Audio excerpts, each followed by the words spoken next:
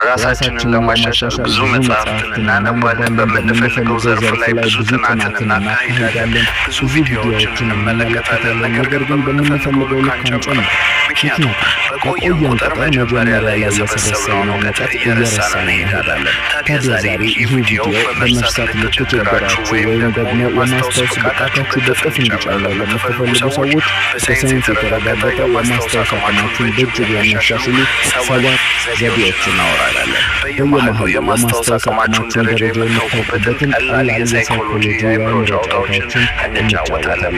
በተጨማሪም እነዚህ ነገሮች የማስታወስ ብቃትን ብቻ አይደለም የሚጨምሩት፣ ሌሎች ከአእምሮ ጋር የተገናኙ እንደ ማሰብ፣ ውሳኔ መወሰንና ችግርን የመፍታት ጥበብ ተያይዘው አንድ ላይ መሻሻልና ማደግ ይጀምራሉ። በቪዲዮ መጨረሻ ላይ ያስቀመጥናቸው 3 ቲፖች ደግሞ የማስታወስ አቅምን ለመጨመር የምትጫወቷቸው ቀላል የሆኑ የአእምሮ ጨዋታዎች ናቸው። እንዳላችሁ ቪዲዮውን ከመጀመራችሁ በፊት እንደዚህ አይነት ጠቃሚ ቪዲዮ ለብዙ ሰው እንዲደርስ መልካም ልብ ካላችሁ ቪዲዮውን ላይክ በማድረግ ጀምሩ። ለዚህ የቁም ነገር ቻናል አዲስ ከሆኑ ሰብስክራይብ በማድረግ ቤተሰባችን ሆኑ። የሰው አእምሮ ካፓሲቲ ወይም ሚሞሪ ወይም የማስቀመጥ አቅሙ ምን ያህል ይመስላችኋል? የእውነት የምንረሳው የመያዝ አቅሙ አንሶ ነው? መልሱ ቀላል ነው፣ አይደለም ነው። የሰውን አእምሮ እጅግ ብዙ ነገሮችን መያዝ ይችላል። ጥናቶች እንደሚያሳዩት አእምሮአችን ከ2.5 ፔታባይት በላይ የሆኑ ነገሮችን መያዝ ይችላል። 2.5 ፔታባይት ማለት ምን ያህል እንደሆነ እስቲ እንይ። 1 ፔታባይት 1024 ቴራባይት ነው። 1 ቴራባይት 1024 ጊጋባይት ነው። የማወራው ነገር በግልጽ እንዲገባችሁ በምሳሌ ስናየው በዘመኑ ባሉት ጥራት ባላቸው ፊልሞች የሚይዙትን ስቶሬጅ ስናስበው 2.5 ፔታባይት የሚያህል መጠን ያላቸው ፊልሞችን ለማየት በትንሹ 300 ዓመት ይፈጅብናል። 300 ዓመት። ያ ማለት በቀላሉ አእምሯችን የ300 ዓመት ርዝመት ያለውን ፊልም መጫን ይችላል ማለት ነው። በአሁኑ ዘመን ባለው ጥራት ባለው የፊልም ስቶሬጅ ማለት ነው። ይህ ደግሞ ፐርፌክት ጥናት ነው ማለት አንችልም፣ ግን የሰው አእምሮ ከዚህ ቢበልጥ እንጂ አያንስም የሚለውን ግን ያሳዩናል። ታዲያ ግን ለምንድን ነው የምንረሳው? ለዚህ ትክክለኛ ምክንያቱ የአእምሯችንን አሰራር ባለመገንዘባችን ነው የሚለው ነው፣ ወይም ለማስታወስ የምንጠቀምባቸው ዘዴዎች ልክ ስላልሆኑ ነው። ያም ብዙዎቻችን ለማስታወስ ወይም ነገሮችን ላለመርሳት የምንጠቀመው ዘዴ ደጋግሞ ማንበብና ራሳችንን ማስገደድ ወይም ማስጨነቅ ስለሆነ፣ በዚህ ዘዴ ደግሞ አእምሮአችን የአጭር ጊዜ ትውስታን እንጂ የረጅም ጊዜ ትውስታን ሊያከናውንልን አይችልም። ስለዚህ አሁን ወደ 7ቱ ነገሮች ከማለፋችን በፊት በመጀመሪያ የአእምሮአችንን የማስታወስ አቅም የምንለካበት አንድ የጭንቅላት ጨዋታን እንጫወታለን። ጨዋታው ቀላል ነው። አሁን 10 የተለያዩ ቃላቶችን እናገራለሁ። የእናንተ ስራ ቃላቶቹን መስማትና ማስታወስ ነው። ነገር ግን ቪዲዮውን ወደኋላ መመለስ አይቻልም። አንድ ጊዜ ብቻ ጨርሳችሁ ስሙት። ማስታወሻ አይፈቀድም። እሺ እንጀምር። አንደኛ ብዕር፣ ሁለተኛ ማህተም፣ ሶስተኛ እስክሪብቶ፣ አራተኛ ቀስተ ደመና፣ አምስተኛ ሰማይ፣ ስድስተኛ ብርቱካን፣ ሰባተኛ ሰርግ፣ ስምንተኛ ዝናብ፣ ዘጠነኛ ወተት፣ 10ኛ ወር። በሉ አሁን ቪዲዮውን አቁሙና ምን ያህል ቃላትን እንደምታስታውሱ ራሳችሁን ፈትሹ። እሺ ጨረሳችሁ? አማካኝ ማስታወስ አቅም ካላችሁ ከ10 ቃላት ከ5 እስከ 7 ድረስ ታስታውሳላችሁ። ምናልባትም 10ንም ያስታወሳችሁ ካላችሁ ጥሩ የማስታወስ ብቃት አላችሁ ማለት ነው። እሺ 10ንም ያስታወሳችሁት ደግሞ በቁጥር ተርታ ነው ወይ የሚለውን ራሳችሁን ፈትሹ። ግን በዚህ ጌም አብዛኛው ሰው የመጀመሪያውንና የመጨረሻውን ቃል የማስታወስ አቅሙ ከፍተኛ ነው። አሁን የማስታወስ ብቃታችንን ከፍ ወደሚያደርጉልን 7 ዘዴዎች እንለፍ። አንደኛ ዘዴ ላይ ያስቀመጥነው የማናስተውለው አቅማችንን እየገደለ ያለ የማትጠብቁት በተሳሳተ መንገድ የምንረዳው ሀሳብ ነው። SpaceX Plus 500 approaching the biggest IPO of the year over. ጠብቁት በተሳሳተ መንገድ የምንረዳው ሀሳብ ነው። አሁን ወደ ዘዴዎቹ እንለፍ። 7ኛ ውሃ መጠጣት ነው። አንጎላችን በቂ የፈሳሽ መጠን ካላገኘ የማተኮር ብቃቱ እያነሰ ነው የሚሄደው። የትኩረት አቅም ደግሞ ከማስታወስ ጋር የአንድ ሳንቲም 2 ገጽታ ናቸው። ስለዚህ በትክክል ትኩረት ለማድረግ እንድትችሉ በቂ የሆነ ውሃ መጠጣት ያስፈልጋችኋል። ስድስተኛ ላይ ያስቀመጥነው ምህጻረ ቃል የሚባለው ነው። ይህ የማስታወስ ዘዴ ማስታወስ የፈለጋችሁትን ነገር ዝርዝር ነገር በአጭር ምህጻረ ቃል የማስቀመጥ ዘዴ ነው። ምህጻረ ቃሉን የሚቀመጠው በቃሉ የመጀመሪያ ፊደል ላይ ተንተርሶ ነው። ትልልቅ ፓርቲዎችና ድርጅቶች የድርጅታቸውንና የፓርቲያቸውን ስም እንደሚጠሩበት ስም ማለት ነው። ይህ ትልልቅና ረጅም የሆኑ ስሞች በቀላሉ በቅደም ተከተል ለማስታወስ የሚረዳ ምርጥ ዘዴ ነው። ተጠቀሙበት። አምስተኛ ላይ የምናነሳው መረጃዎችን ወደ ምስል መቀየር ወይም ኢማጂኔሽን የሚለውን ነው። ይህ ዘዴ እስካሁን ድረስ ለማስታወስ ከሚጠቀሱ ዘዴዎች እጅግ ዋነኛው ነው። የሰው ልጅ ጭንቅላት ትልቅ አቅም አለው። ኢማጂኔሽን ወይም ምናብ። ይህ ኢማጂኔሽን ወይም ምናቡ በአቅራቢያው የሌለን ወይም ያልተፈጠረን ነገር በአእምሮ ምስል ማላበስ፣ ቀለም መፍጠርና ነገሩን እንደሆነ አድርጎ ማሰብ መቻሉ ነው። ታዲያ ይህንን ምናብ ለማስታወስ ስትጠቀሙት ደግሞ እጅግ በጣም አመርቂ ውጤትን ያስመዘግብላችኋል። ስለዚህ ይህንን በመጠቀም የሚነገርንን ሁሉ ወደ ምስል ቀይሮ መረዳት ይቻላል። አእምሮ ደግሞ ወደ ምስል ተቀይሮ የተገነዘበውን ነገር በፍጥነት አያጠፋውም። እስቲ ራሳችሁን ተመልከቱ። ፊልም፣ ስዕል የመሳሰሉ ነገሮችን በፍጥነት ከአእምሯችን የማይጠፉት ለምንድን ነው? ለምን ይመስላችኋል? ስለደጋገማችሁት አይደለም።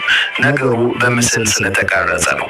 ስለዚህ የትኛውንም መረጃ ለማስታወስ ስትፈልጉ መጀመሪያ ወደ ምስል ቀይሩት።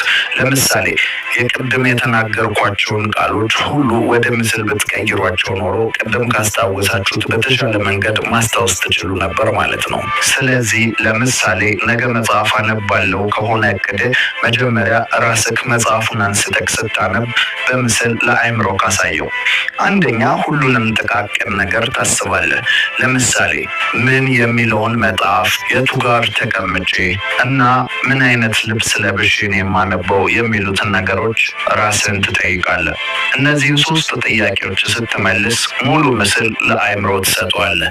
ያኔ ነገሩን ማገናዘብም ሆነ ማስታወስ በቀላሉ ይቻላል ማለት ነው። ይህ የሚሆነው ነገሩ በምስል አእምሯችን ማህደረ ትውስታችን ስር ስለሚቀመጥ ነው። ስለዚህ ይህን ዘዴ በደንብ ተጠቀሙት። አራተኛ ትኩረት ማድረግ። ይህ የማስታወስ ሌላኛው ገጽ ነው። የማይነጣጠልም ነገር ነው። አንድ ነገር 10 ሰዓት ከላይ ላዩ ከመመልከት 5 ደቂቃ አእምሮን ሰብስቦ በጥሞና ማጥናቱ የበለጠ ውጤትን ያመጣል። ቶማስ ኤዲሰን በአምፖል ፋብሪካ ውስጥ የሚሰሩ ሰራተኞች ዘወትር በአንዲት ቀጭን መንገድ ላይ እንደሚያልፉ ተመልክቶ ነበር። በዚያ ቀጭን መንገድ ላይ አንዲት የወይራ ዛፍ ነበረች። ሰራተኞቹንም ጠርቶ ያቺን ዛፍ በእስካሁኑ ጉዞ ውስጥ የተመለከታት አለ ወይ ብሎ ጠየቃቸው። ሁሉም ግን አስተውለዋት እንደማያውቁ ተናገሩ። ቶማስ ከዚህ በመነሳት እንዲህ አለ፣ የአብዛኛው ሰው አእምሮ አይኑ ከሚያየው ነገር መካከል አንዱን እንኳን አያጤንም ወይም ልብ አይለም ሲል ተናገረ። ታዲያ ግን እሺ ትኩረት እፈልጋለሁ፣ ግን እንዴት እሱ ይዳብራል ትሉ ይሆናል። ቀላል የሆነ ልምምድ አለ። ይህም አንድን ነገር ብቻ እያደረጉ ረዘም ላለ ደቂቃ መቆየት። በየዕለቱ የምትቆዩበት ሰዓት ሲጨምር የትኩረት አቅማችሁ እየተሻሻለ ነው ማለት ነው። ለምሳሌ ሩቅ አትሂዱ።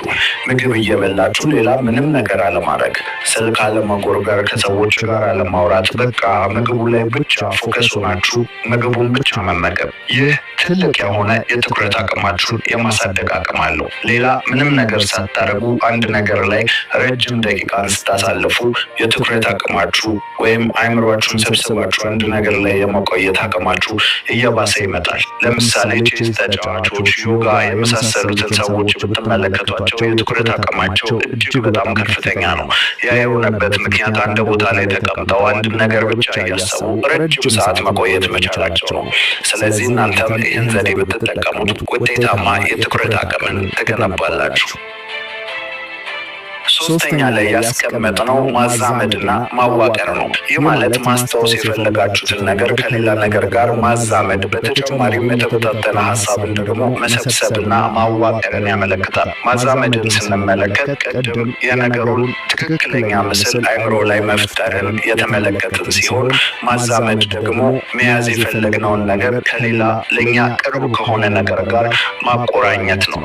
ለምሳሌ ስለ አውሮፕላን ለመረዳት ወፍን መመልከት። ስለ ካሜራ መያዝ የምትፈልጉትን ነገር ለመያዝ ደግሞ የሰውን አይን ማመሳሰል ነው። ይህ አይነቱ ዘዴ ይህ ብቻ ሳይሆን ብዙ ቴክኒክ አለው። ለምሳሌ ታሪክ መፍጠር ወይም የራሳችንን ግንኙነት በምንይዛቸው ነገሮች መካከል መፍጠር። አሁንም ወደ ቀድሞ ጨዋታ ስመልሳችሁ እሱን ለማዛመድ ብንሞክር ለምሳሌ ዝናብ፣ ቀስተ ደመናና ሰማይ አንድ ላይ የሚታወሱ ነገሮች ናቸው። ምክንያቱም ከሰማይ ዝናብ ይወርዳል፣ ከዝናብ በፊት ወይ በኋላ ደግሞ ቀስተ ደመና ይታያል። ወደ ማዋቀር ስንሄድ ደግሞ የተበታተኑ ሀሳቦችን በነጥብና በቁጥር በማስቀመጥ ማስታወስን ያመለክታል። McKinsey Electronics is a global semiconductor distributor and circuit design advisor in more than 17 countries around the world and has consistently የተበታተኑ ሀሳቦችን በነጥብና በቁጥር በማስቀመጥ ማስታወስን ያመለክታል። ስለ ብዙ ሀሳቦች፣ መረጃዎች ስትሰበስቡ ልታስታውሱት የምትችሉት መንገድ ነገሮችን በመከፋፈል መረዳት ነው ወይም ሰነጣጥቆ ማስቀመጥ ነው። በነጥብ ስታስቀምጡት አንድን ሀሳብ ሰብስቦ ጨብጦ ያ ነጥብ ይይዝላችኋል፣ ወይም በርዕስ መልክ ያስቀመጣችሁት ነገር የሀሳቡን ጨምቆ ይይዝላችኋል። አእምሯችን የሆነ ነገርን ለማስታወስ እንድትጠይቁት የሚፈልግበት የራሱ መንገድ አለው። ታዋቂው ፈላስፋ ዊሊያም ጄምስ እንደሚለው አእምሯችን ነገሮችን የሚያገናዝብ መኪና ነው ይላል። ለምሳሌ አእምሯችን በደፈናው አስታውስ፣ ትዝ ይበልህ ብንለው ምንም መልስ አይሰጠንም። ለምን? ምን እንደሚያስታውስ ምን ትዝ ሊለው እንደሚገባ መጠቆም ይኖርብናል። ለምሳሌ የተወለድክበትን ቀን አስታውስ ወይም ፍቅር እስከ መቃብር ውስጥ ዋናው ገጸ ባህሪ ትዝ ይበልህ ብንለው በቀላሉ ሊያስታውስ ይችላል። ምክንያቱም አእምሯችን የተወለድንበትን ቀን የሚለውን ጠቋሚ ሀረግና በውስጡ የታመቀውን ቀን ወርና ዓመተ ምሕረት ያዛምዳል። እንዲሁም በፍቅር እስከ መቃብር ውስጥ ያለውን ገጸ ባህሪ የሚለውን ሀረግ በአእምሯችን ውስጥ ካለው የገጸ ባህሪው ስም ጋር ይገናዘባል። ነገሮችን እርስ በርስ የምናዛምዳቸው እንዴት አድርገን ነው? መልሱ ቀላል ነው። ትርጉማቸውን መረዳት፣ በሁኔታው ማሰብ። ለምሳሌ ስለ አንድ ነገር የሚከተሉትን ጥያቄዎች ጠይቀ መልሳቸውን ብትሰጥ ነገሮችን ለማዛመድ ይረዳሃል። አንደኛ ይህ ለምን ሆነ? ሁለተኛ እንዴት ሆነ? ሶስተኛ መቼ ሆነ? አራተኛ የት ነው የሆነው? አምስተኛ ላይ ደግሞ ሆነ ያለው ማን ነው? እነዚህን ነገሮች ስታስቡ የማገናዘብ ከዛ ደግሞ የማዋቀር አቅማችሁ እጅግ በጣም ይጨምራል ማለት ነው። ሁለተኛ ስፖርት መስራት ነው። የተለያዩ ጥናቶች እንዳመላከቱት ስፖርት መስራት በቀጥታም ሆነ በተዘዋዋሪ ለማህደረ ትውስታችን እጅግ በጣም ጠቃሚ ነው። በብሪቲሽ ኮሎምቢያ በተጠናው ጥናት መሰረት መደበኛ የአካል ብቃት እንቅስቃሴ ማድረግ ለመማርና ለማስታወስ ኃላፊነት ያለበትን የአንጎላችን ክፍል መጠኑን ከፍ ያደርጋል። በተጨማሪም ስፖርት ስንሰራ አንጎላችን ፖዘቲቭ የሆነ ኬሚካሎችን እንዲመነጩ ያደርጋል። ከነዚህም ውስጥ ኢንዶልፊን እና ሴራቶኒን ዋነኛ ተጠቃሽ ናቸው። እነዚህ ኬሚካሎች ደግሞ ጥሩ ስሜት እንዲሰማን ከጭንቀት እንድንወጣ ስለሚያደርጉን ይህ ደግሞ ለትውስታችን በፍጥነት እና በቅልጥፍና እንዲሰራ ትልቁን ሚና ይጫወታል። አንደኛው ጋር ደርሰናል። አንደኛ በቂ እንቅልፍ መተኛት። አላስፈላጊ መርሳትን ለማስወገድ የማስታወስ ብቃትንም በእጅጉ እንዲጨምር በቀን ውስጥ በትንሹ ከ7 እስከ 8 ሰዓት መተኛት ለሰውነታችን እጅግ አስፈላጊ ነው። ለምን መሰላችሁ? ሁላችንም እንደምናውቀው መረጃዎች ከአጭሩ ትውስታ ወደ ረጅሙ ትውስታ የሚዘዋወሩት በእንቅልፍ ሰዓት ስለሆነ ያ ማለት ንቁ የአእምሮ ክፍል በቀን ውስጥ የሰበሰበውን መረጃ በሙሉ የሚያስቀምጠው ለዕለት በተዘጋጀው የአጭር ጊዜ ትውስታ በሚባለው የአእምሮ ክፍል ውስጥ ነው። ምክንያቱም ሁሉንም ነገር አግበስብሶ ስለማያስገባ። ታዲያ በምንተኛበት ጊዜ የሚፈጠረው ምንድን ነው? የሚፈጠረው ነገር በአጭር ትውስታ ወይም ከስሜት ጋር የተቆራኙ ስሜታዊ የሆንባቸው ነገሮችን እየመረጠ ወደ ረጅም ትውስታ ይቀይራል። ታዲያ ተማሪዎችም ሆነ የአብዛኛው ሰው የሚሸወደው ከእንቅልፍ ብዙ ሰዓትን እየቀነሰ ለትምህርትና ለስራ እያዋለ ለስኬት የሚከፍለው ዋጋ ነው። ነገር ግን ሰውነታችን ቀለል ያለና የተፈጠረበትን ተፈጥሯዊ ኃይል ፓይለት ትልቅ ጉልበት ያለው መሆኑን ተረድታችሁ ማረፍ ባለባችሁ ሰዓት እያረፋችሁ መስራት ባለባችሁ ሰዓት ስሩ። ብቻ የማስታወስ ችሎታን በእጅጉ ከሚያሻሽሉ ነገሮች ዋነኛው በቂ እንቅልፍ መተኛት እንደሆነ ተረዱ። አሁን በቀጥታ በድጋሜ የተወሰኑ ዘዴዎችን ተጠቅመን የማስታወስ አቅማችሁን የምትፈትኑበት ቀለል ያለ ጨዋታን እንጫወት። እንደ ቅድሙ ነው። ከምጠራላችሁ 10 ቃላት ስንቱን እንደምታስታውሱ እንመልከት። እንጀምር። መንገድ፣ መኪና፣ ሱቅ፣ ምግብ፣ ጓደኛ፣ መሳቅ፣ ከበሮ፣ ሚስት፣ ወታደር፣ ረጅም፣ ሀገር።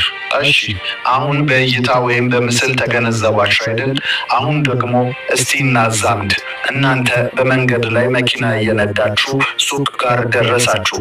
ከዛ ምግብ ገዝታችሁ ጓደኛችሁ ጋር ሄዳችሁ መሳቅ መጫወት ጀመራችሁ። ከዛ ከበሮ አንስታችሁ ዘፈን ጀመራችሁ። በዚህ ጊዜ የጓደኛ ሚስት አብረው ነበረች። በመሃል ወታደር ወንድሟ መጣ።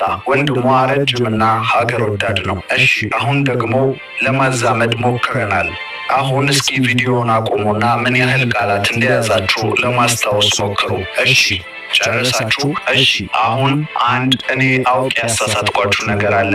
ከተገነዘባችሁት በኮሜንት ላይ ጻፉልኝ። በዛውም ያስታወሳችሁትንም ቁጥር መጻፋችሁን እንዳትረሱ። እሺ አሁን ለመጨረሻ ያዘጋጀነው 3 ቲፕ ልንገራችሁ። አንደኛ ጮክ ብለን ማንበብ። በይበልጥ ደግሞ መርሳት የሌለባችሁ ቃል ጋር ስትደርሱ ከድምጻችሁ ጎላ አድርጋችሁ ካነበባችሁ የማስታወስ አቅማችሁ በእጅጉ ይጨምራል። ሁለተኛ በመንገድ ላይ የመኪና ታርጋና የሱቅ ስልክ ቁጥሮችን በደቂቃዎች ለመሸምደድ መሞከር። በይበልጥ ቁጥሮችን ለመሸምደድ ብትሞክሩ እጅግ በጣም የማስታወስ አቅማችሁ ሊያድግላችሁ ይችላል። ይህ የአጭር ጊዜ የትውስታችሁን አቅም እያሳደገ የሚሄድ ልምምድ ነው። ሶስተኛ ማስታወስ የምትፈልጉትን ነገር የሚነካ፣ የሚጨበጥ፣ የሚቀመስ ከሆነ በስሜት ሕዋሳችሁ መንካት፣ መዳሰስ፣ መቅመስ እነዚህ ነገሮችን ካረጋችሁ ከነገሩ ጋር ጥብቅ ግንኙነት ስለምትፈጥሩ ወይም ቁርኝነት ስለምትፈጥሩ በስሜት ሕዋሳችሁ የነካካችኋቸውን ነገሮች ስለማትረሷቸው ይህን ዘዴ ተጠቀሙ። ለዛሬ